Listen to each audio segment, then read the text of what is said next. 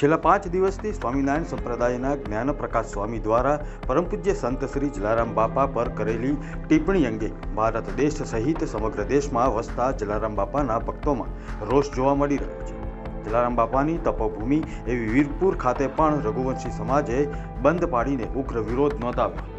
જ્ઞાનપ્રકાશ સ્વામીનો વિરોધ સતત થઈ રહ્યો છે। છેલ્લા 5 દિવસથી ચાલી રહેલા વિરોધમાં સ્વામિનારાયણ સંપ્રદાયના જ્ઞાનપ્રકાશ સ્વામી દ્વારા આજ દિન સુધી માફી માંગવામાં નહીં આવતા આક્રોશ ભભૂકી ઉઠ્યો છે।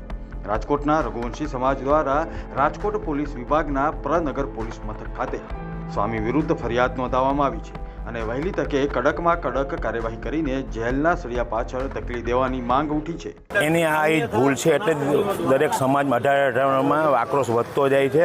આજ 5 દિવસ થયા એને એવું નથી જલારામ બાપા વિશે તો હમણાં બોલ્યા, એથી પહેલાં એ નાગબાઈ વિશે, હનુમાન વિશે, બ્રહ્માજી વિશે, શંકર વિશે બધા વિશે બોલી, કૃષ્ણ વિશે બધા વિશે બોલી ચૂક્યા સ્વામિનારાયણ સંપ્રદાય અલગ અલગ સંતો।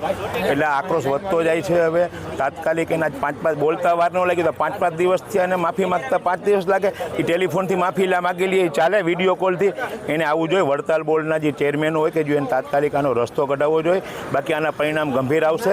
અમારી તો એક જ માંગ છે કે વીરપુર આવી જલારામ બાપાની સામે દંડવટ કરીને માફી માગી લઈએ તો શાંત પડશે। બાકી હવે જેટલો ટાઈમ જાય છે એટલો આક્રોશ એની ઉપર વિરોધ વધતો જાય છે। આજે રઘુવંશી રામધામ ટ્રસ્ટ જાલીડા આજે એના વિરુદ્ધ ફરિયાદ લખાવવા આવ્યા છે। બસ એ જ અમારી માગણી છે। જલારામ બાપાનું મંદિરની આ વિશે બોલે છે સ્વામિનારાયણના સાધુ, તો એને એ તો ખબર પડવી જોઈએ ને કે સ્વામિનારાયણ ભગવાનની ત્યાં ગયા હશે, આવ્યા હશે, ત્યાં આશીર્વાદ દીધા હશે, પણ અંશેત્ર ચાલુ નથી કરાવ્યું। એ અમને બધાને ખબર છે, અમારા વડવા હોય જાણે છે।